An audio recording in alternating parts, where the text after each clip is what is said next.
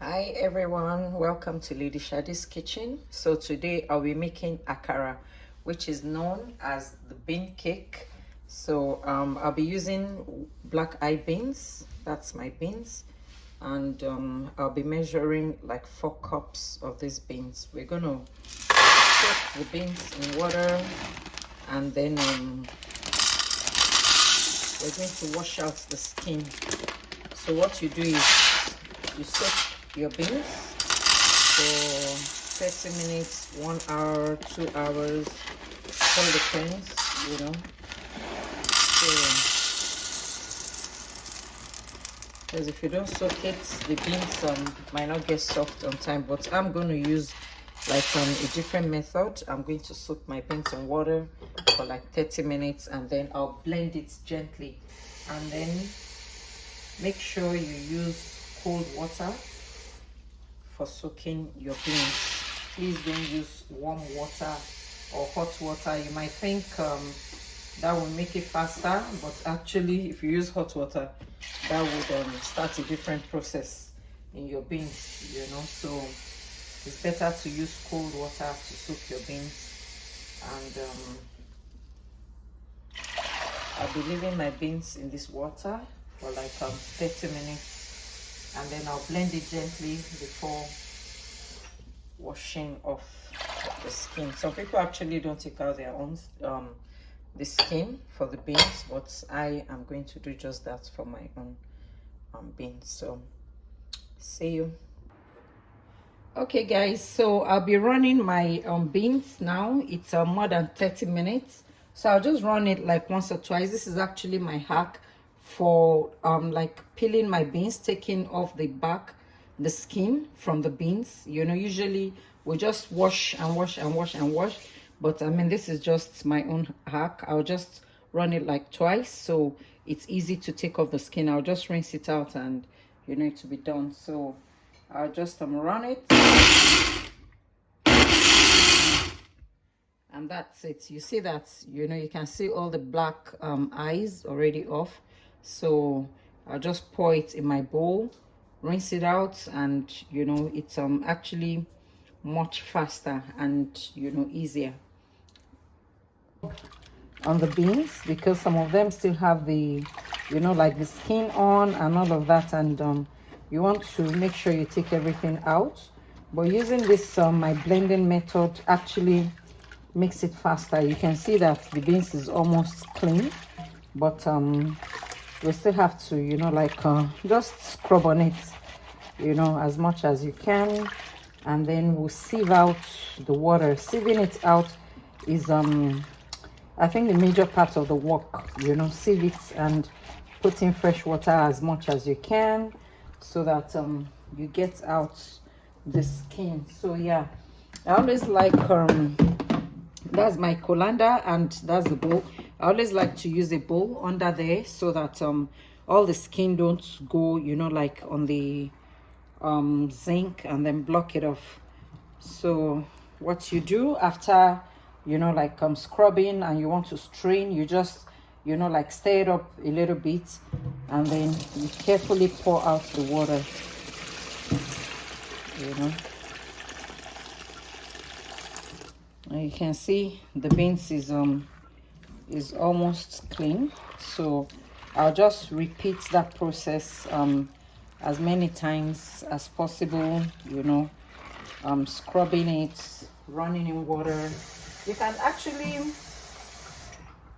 okay, let me show you this. You can actually also use the same water you had before, you know. You can just pour it in it. Also, this will actually save water as well, you know. So you can just carefully pour it in, and then scrub it again, you know.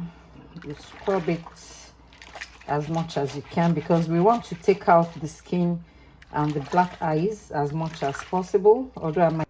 Okay, so I'm done washing my beans. See how clean it is. Wow, I think I did good justice to these beans, you know. See how clean it is.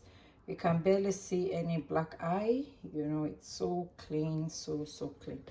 Yeah, and so these are my peppers. I have pepper here. I have onions. I have red onions. I have white onions. I have habanero, I think, and then the regular red peppers. So I'm going to blend all of this in my beans, you know, so that it adds like nice flavor and color and, you know, all of that good stuff to the beans. So I'm going to blend my beans, and then we're going to start frying afterwards. So this is what I'm going to do. I'll put my beans into the blender. Don't put too much, you know, at once, so that you can have a very good blend.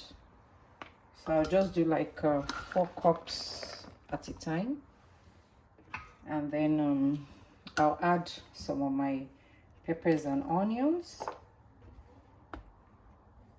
and I'll also add some water so that I'll be able to blend it well. Mind you, what we're making is akara beans cake, so your beans would not be running. It shouldn't be running. If it's running, you won't be able to fry it. So I just put you know, like some water there, so it's not too much, and then we're gonna blend. So yeah, so we have our blended beans ready. You can see how nice it is. It is not running. Make sure your beans is not running if you want to use it to make akara. If you're making something else like what we call moi moi, your beans should be running. But if you're making akara, it should just be this consistency, or even thicker. But please don't make it running. So we have it here. I've actually mixed it up a little bit, so I'm going to add my spices, and the first thing I'm going to add is salt. So I'm just going to add like 2 teaspoons of salt. Make sure you just, you know, like add to your own taste. I don't eat too much salt. And then the next thing, of course, is Lady Sade's ginger powder. You could actually mix blend fresh ginger in your beans, but I choose to use Lady Sade's ginger powder, which is amazing and as good as you using your fresh ginger. So I'll just add 2 teaspoons as well of Lady Sade's ginger powder to this. The next ingredient or spice will be Lady Sade's meat seasoning. This is actually called meat seasoning. You can see it looks like curry, but this is actually a seasoning oil. You can actually use it for anything and everything. I use it for everything, I mean everything. It's really nice. So I'll just add 1 teaspoon of Lady Sade's meat seasoning, and I'll add my seasoning powder to it. If you want, you can dice onions into it. You know, some people also, you know, like add like diced pepper into it, but I'm actually also going to give some of this to my friend, and I'm not really sure if she eats some crayfish, and it's a surprise. So I don't want to call her to tell her that I'm making akara for her. So you just make sure you stir it very well. Make sure you stir it very well, so that all the seasonings will go in. You won't add any other thing. Don't add water. Don't be tempted. Don't add oil because you're frying it. So don't add oil, don't add water, don't add anything else. Just make sure you stir it very well until, you know, all the seasonings go right in. You could also add thyme. I also do that, but in the Lady Sade's meat seasoning, there's thyme in it, so there'll be no need for me to add additional thyme. But usually thyme also adds to the flavor of akara. I actually love it so much. So but right now I'm not going to put additional thyme because there's thyme in Lady Sade's meat seasoning. That meat seasoning is called meat seasoning, but honestly you can use it for everything. I use it for everything: my stew, my meats, my chicken, my fish, you know, to marinate my chicken or my meat when I want to grill them. So make sure you stir this as much as you can, and then we'll go on to frying. Yeah, so it's time to start frying. And I have some onions in my vegetable oil already. As you can see, they're already turning brown. Really, I love to add onions to my vegetable oil when I'm making my akara, because it actually adds very, very nice flavor to it. And then I'm gonna start frying. You can use a spoon, a tablespoon or a bigger spoon, or your kitchen spoon, or you can also use this ice cream scoop like I have here. This is an ice cream scoop. It depends on the size you want your akara to really be.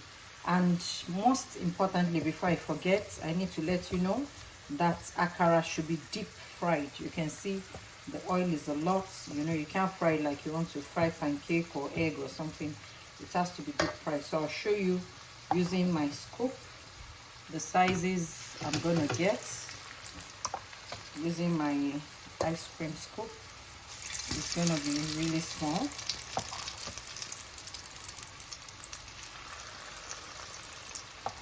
But if you want it bigger, you can use a bigger spoon like this one.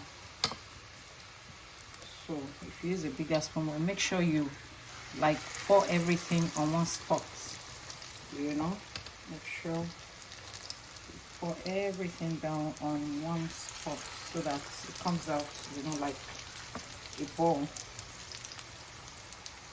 So carefully, and try not to allow your spoon go into the oil, because you don't need oil in your mixture.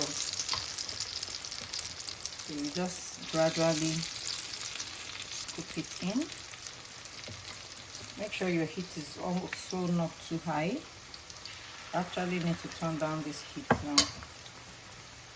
Yeah, so make sure your heat is not too high. Everything will come out, you know, nice at the end of the day. Some are already turning brown, so it's fine. And then I would like to just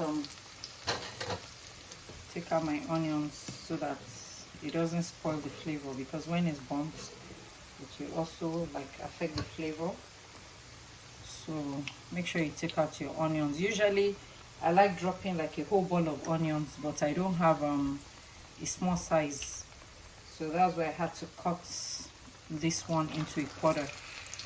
So make sure if you have a whole bowl of onion, like a small size, you can throw it in so that you know, it will keep frying down and you have all the flavor there. So yeah, you can see the akara is coming out. I'm not going to turn everything at the same time because I didn't put them in at the same time, you know. So you just have it in. Make sure your oil is hot but not too hot. Make sure it's not too cold so that it doesn't soak up on the akara, so that the akara doesn't soak up oil.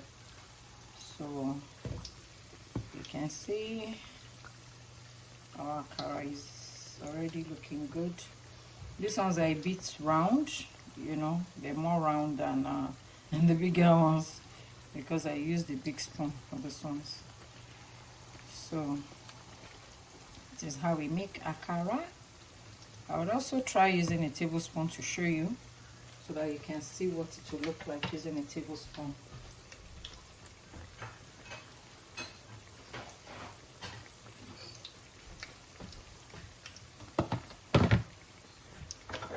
So I have my strainer here, and I'm gonna put paper towel in it so that the paper towel can, you know, like suck up the oil, the excess oil. I don't want it too oily, so I just have my paper towel like this. Or if you, yeah, you can also use a parchment paper. I think I would have actually used the parchment paper, but either ways, you see our akara is looking so nice and yummy. Yeah, look at it, golden brown. Make sure it's not burnt so that you can enjoy it. Yeah, so pretty much that's how you make your akara.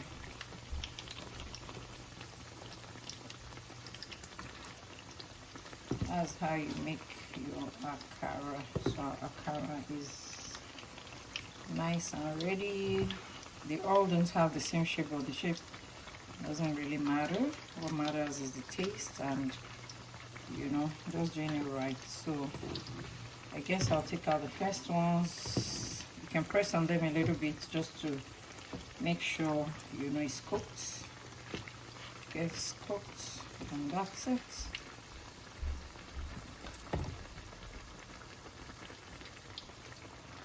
We have our akara ready.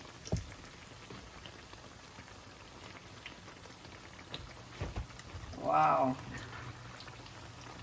I'm sure you feel like having some already. Yeah, so this is akara bean cake. It's easy to use. It's easy to make. It doesn't take all the time. If you plan your time well, you can soak, you know, your beans well ahead, and, you know, just plan it well ahead. Akara is also something you can do as a business, you know, as a side hustle. You can make them on weekends. Tell your friends, your family, you know, that you can make akara for them over the weekend. You know, back home, almost traditionally, people love to have akara and what we call ugi pap, or custard or cocoa oats on Saturday morning. You know, it's usually a breakfast thing. So you can do this on weekends for people. You know, just set out, blend your beans on time. Like back home, we have people who do commercial blending. So just wash your beans, take them to the blenders, make sure they are clean and it's an hygienic environment. Get your beans blended. You know, just get back home and fry your akara. It's a very, very good business idea. You can post it on your Instagram. Everybody uses phone. You can put it on your phone status. Don't let, you know, like anything deprive you, you know, starting maybe that little business, that little side hustle. You might say, oh, is it not just akara? Everybody can fry it in their house, but really not everybody can fry it. You know, not everybody has the time, not everybody has the energy, not everybody is even ready to do it. Honestly, I don't do this all the time. And as I said, I'm also going to give some to my friend who really, really wants to have akara, but she actually can't make it. I'm not selling it to her, you know. So, but this is a very good business idea, and particularly for young people. Don't give no excuses. Yeah, so I'm using a bigger tablespoon now, so you can actually make them in different sizes. When you finish making your akara, you can pack them in disposable, you know, containers to supply them. People can come pick up from your house. You can do like Uber Eats. I guess Uber is everywhere. You can find other commercial means of, you know, like food delivery that you can sign up with, and then they can pick up this akara. You can wake up very early in the morning to do this, and, you know, at least at the end of the day on a Saturday, you could have some good money with you, save some money in the bank on Monday, have some for yourself, and as well, you know, have some left for you to like do your akara the next Saturday. You can just do this on Saturdays only. You can do it as often as you like as well. If it's something you love and you can do every day, you can do it. Don't limit yourself, and don't let anything limit you. I think I like this spoon. Everything is going to come out, you know, like uniform. You can also add, you know, like fish. You can add shrimps. You can actually add different things to your akara, you know, but this one I didn't want to add so much because I'm giving out some to someone, and here we are very particular about allergies, you know, and things like that. So I don't know if she may be allergic to crayfish or something, so that's why I'm not adding crayfish or shrimps. Some people have shrimp allergy, like my daughter, you know, so I'm not adding shrimps or anything to this particular, one than making, but you can actually add shrimp. So yeah, so basically that's how to make akara, and this is the end result of the first one we made. I wish you all the best. I hope you give it a try. Please like, comment, subscribe, and share this channel. This channel is all about, you know, entrepreneurship, showing you things, bringing you, you know, different things you can do to, you know, as business, different ideas, things around the house. I mean, this akara is just simply beans that I have at home, the vegetable oil and everything. Nothing is new, nothing is, you know, out of the ordinary. It's just basic things that I have at home. And you know, I've made this akara, so assuming I was gonna sell this now, you can imagine how much money I'll be making right now. So be encouraged, be inspired, be motivated. Don't give up, don't look down on anything. Don't say, oh no, that's not a good idea, no, akara is too cheap, no, it's not for me, or whatever. My dear, you can always make money out of just anything. So I look forward to having you in my next video. Have a nice day. So this is the final stage, the eating stage. You can see my akara, how nice it is. Let me show you how it looks. Yeah, that's my akara. It's yellowish. Some people say, why is it yellowish? Yes, it's yellowish because of the meat seasoning.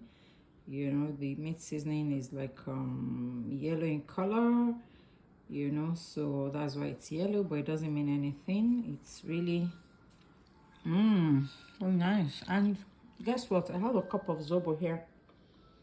Nice cup of chilled zobo with ice. Love zobo, is one of my best drinks, and I'm having this akara with bread. So I'm sorry, I'm just eating it the local way, just the way it is done back home. Sorry you can't see my mouth, but no, that's it. Akara and bread. Akara and bread made with Lady Sade's seasonings. Always look out for Lady Sade's seasonings. Always use them. They're healthy, made with all natural ingredients, you know, nothing harmful. Everything is done to ensure that you have a good health. So this is good. So please like, comment, share, and enjoy when you try it. Bye.